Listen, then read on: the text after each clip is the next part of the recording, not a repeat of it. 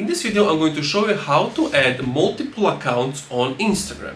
So what you want to do is you want to first open up Instagram, then you want to go to your profile, and then you can potentially hold down this icon right over here, your profile, the bottom right, hold down onto it, and you're going to get this thingy that says try a new account or add account. Basically you click add account and then choose log into existing account or create a new account. If you click log into existing account, it's going to ask you for a username and password. If you click on create new account, you just have to follow on-screen instructions and new account will be created. And that's it. Thank you for watching this video.